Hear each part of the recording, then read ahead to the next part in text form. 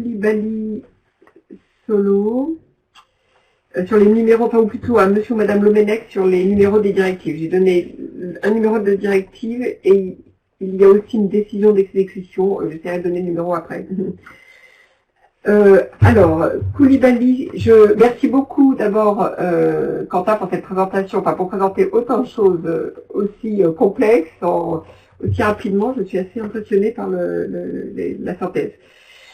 Alors, nous avions comme question,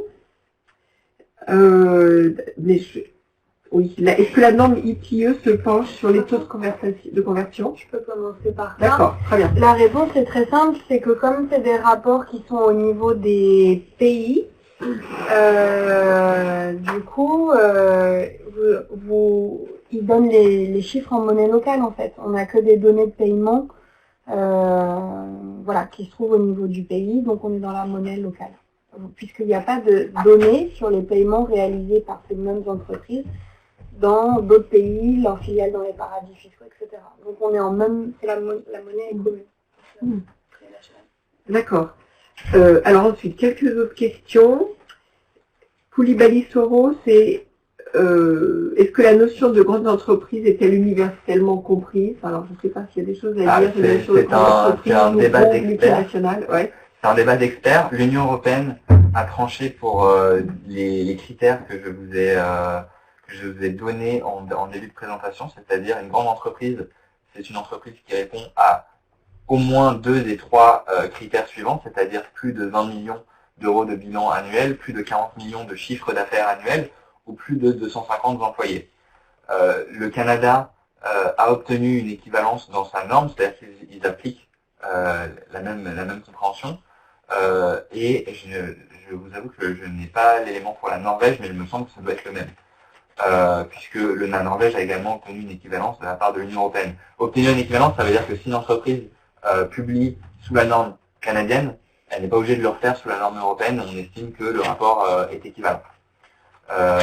Et du coup, la question peut se poser au niveau de l'ITIE, mais l'ITIE est comme l'a répété Maëlys de nombreuses fois, c'est une initiative souveraine où chaque pays peut décider d'un critère, d'un seuil de matérialité au-dessus duquel chaque entreprise doit reporter.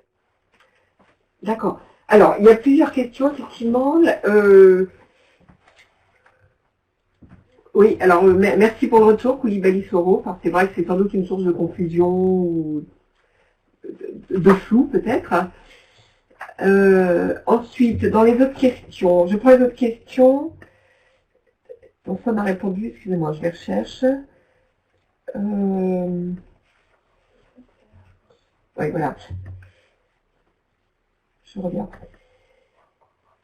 Comme pour la communication radio au niveau international, pouvons-nous parvenir, je crois, dans le secteur extractif à des codes harmonisés qui évitent toute mauvaise interprétation? Donc, si je comprends bien, c'est qu'on va vers des codes harmonisés, donc on en a discuté juste avant. Auparavant, vaste sujet. Dans un monde idéal, oui. Le fait d'avoir ces déclarations obligatoires, ce standard des déclarations obligatoires qui se diffuse, qui se dissémine, c'est une bonne nouvelle.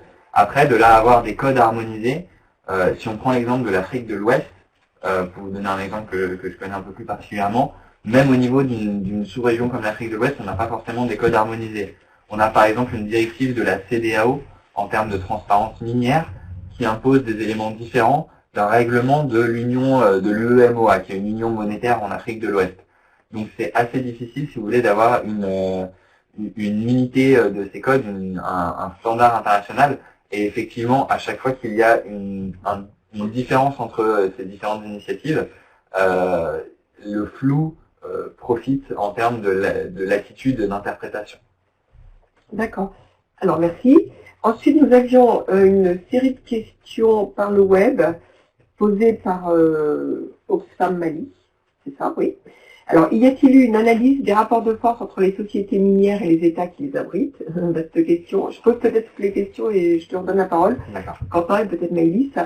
Pourquoi, malgré les multiples interventions des ONG internationales, des bailleurs de fonds continuent de soutenir des bailleurs de fonds pour soutenir les actions de plaidoyer en faveur de la transparence des revenus, virgule, les résultats restent en deçà des attentes des populations?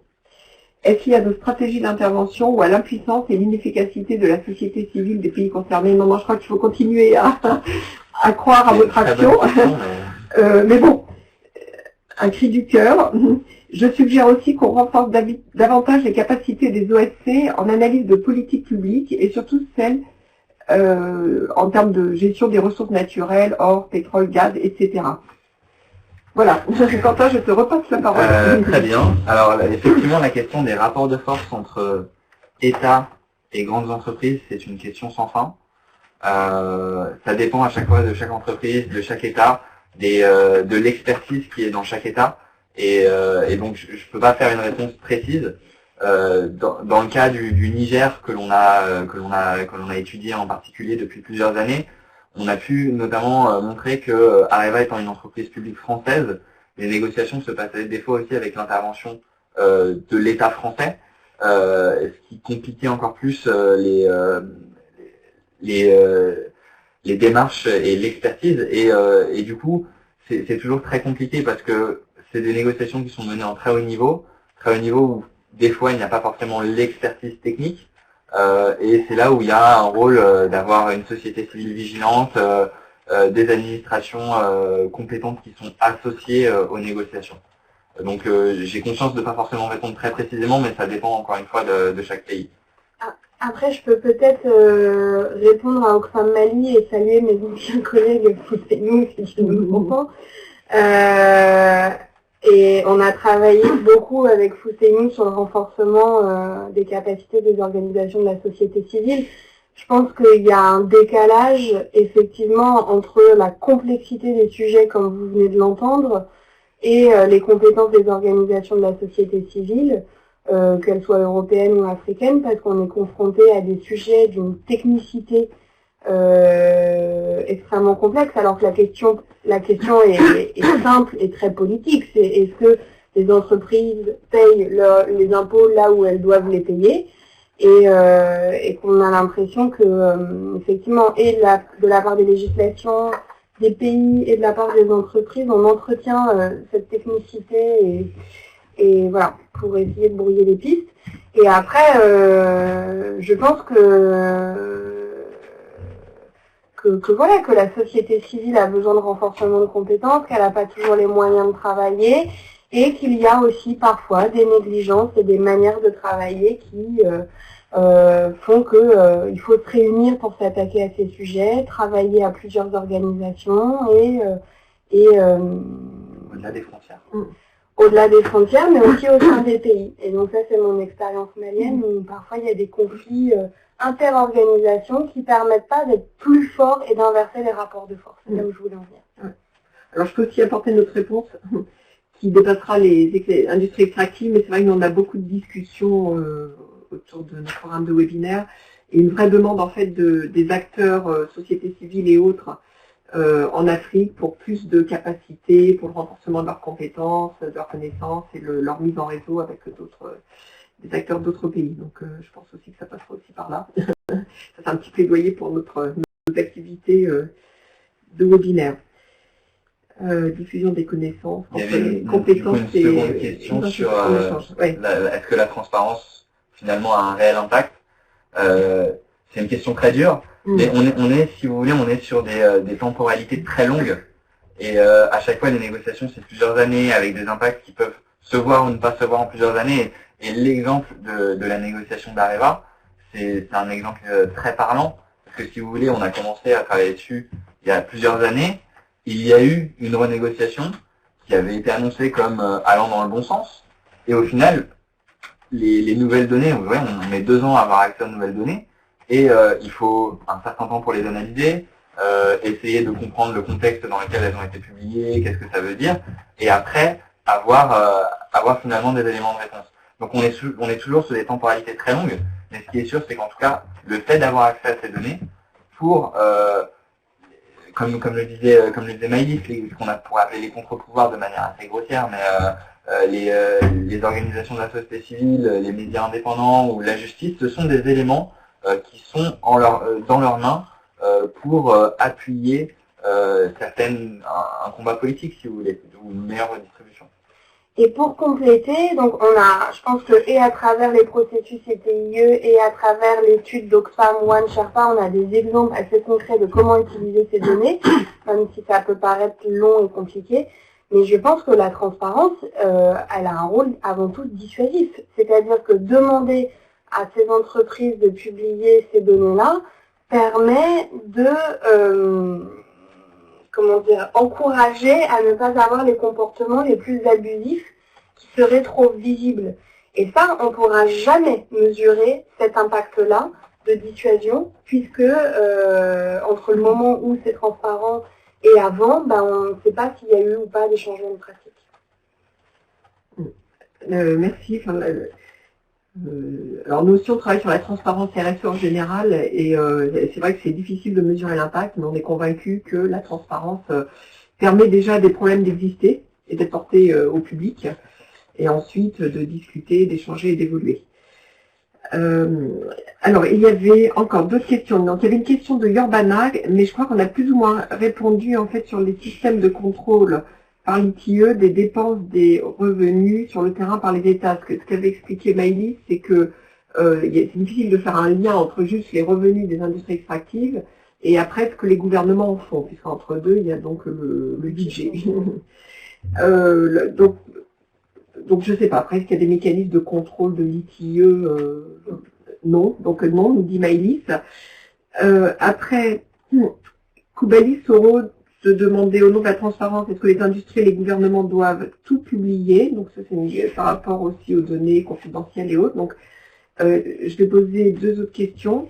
Donc il y a Salina Taba qui se demande comment on peut devenir chargé de plaidoyer des industries extractives aux femmes. Donc bravo aux femmes pour ce pouvoir d'attractivité. Et ensuite, Aboubacar qui demande est-ce qu'Oxfam France dispose d'une documentation sur la renégociation avec Areva au Niger. Quentin a parlé d'un rapport, qu'est-ce qu'il est-il disponible? Donc Quentin répondra, puis nous on vous enverra le lien. Et Rachid Adjad qui demande ne faut-il pas prendre en compte les impacts environnementaux ainsi que les mesures compensatoires engagées par l'entreprise pour mieux évaluer les redevances. Je crois que j'avais lu un rapport d'Oxfam sur le Laos là-dessus. Et voilà, mais qui justement essaie de se dire comment les pays en fait en développement peuvent évaluer le montant des redevances qu'elles doivent demander sur des projets pour être sûr que ça compense, par exemple, les coûts environnementaux, quoi. Voilà, je donne la parole à Quentin plutôt, et peut-être que Maëlys se souhaitera aussi compléter. Donc les questions sont à la fin, si jamais on a oublié certaines. Du coup, la première question, c'était sur le fait de tout publier ou de ne pas tout publier.